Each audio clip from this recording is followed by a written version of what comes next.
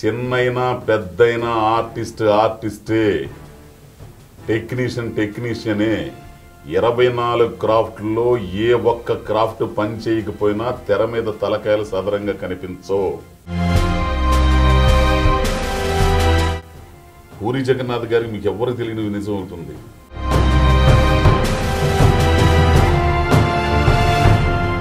ఏ పార్టీలో పనిచేసినా ఆ ఎర్రజెండాను చూస్తే కొంచెం బీజేపీలో పనిచేసినా, టీడీపీలో పనిచేసినా, కాంగ్రెస్లో పనిచేసినా ఒకసారి అట్లా చూస్తారు. ఒక్కో టైంలో అనిపిస్తుంది ఈయన తర్వాత ఇంకెవడు చూపిస్తాడు ఎర్రజెండా అనే తెర మీద.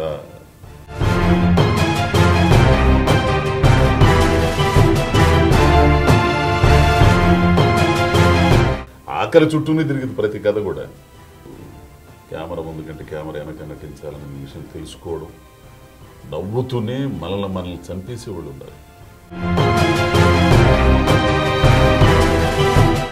స్కూల్ పెట్టేసి వాడికి నటన నేర్పుతా, వాడెమ్మట ఒక 15 మంది రావడం, ఇక్కడి నుంచి ఇంకో 4 అసిస్టెంట్ డైరెక్టర్లు వాడికి తెలుగు నేర్పడం.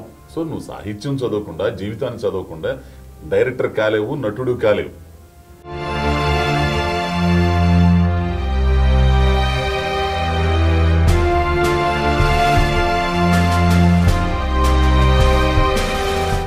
ఓపెన్గా ఉండండి. ఓపెన్గా ఉంటే ఏ బాధ ఉండదు, ఏ ఇబ్బందులు ఉండవు, ఏ కోపాలు పెరగవు, ఏ ఇది రాదు. జీవితంలో ఏదైనా సరే అబద్ధాలు వదలలేదు కదా. అంతా కూడా ప్రశ్నించకపోవడం నేరం.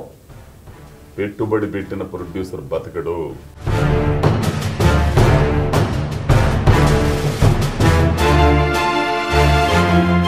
ఇక ఇట్లాంటి సినిమాలు చేయకూడదు, ఇట్లాంటి మనుషులతో ప్రయాణం చేయకూడదు అని డిసైడ్ అయిపోయింది. కళకి హద్దు లేదు. ఆడు చెప్తేను వీడు అందుకోలేడు, వీడిని ఫాలో కాలేడు, వాడిని ఇష్టం వచ్చినట్టు తిడతాడు. ఎన్ని మార్గాలు అనిపిస్తే వాళ్ళు ఆత్మ పరిశీలన చేసుకుంటే తెలిసింది.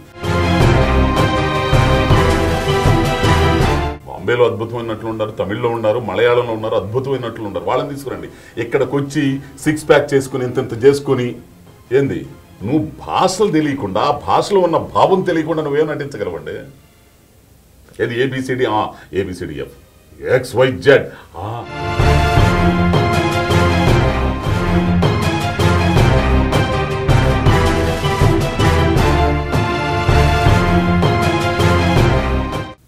సామాజిక ఉత్పత్తిలో పాలు పంచుకునని వాడు బ్రతకడానికి అనర్హుడు.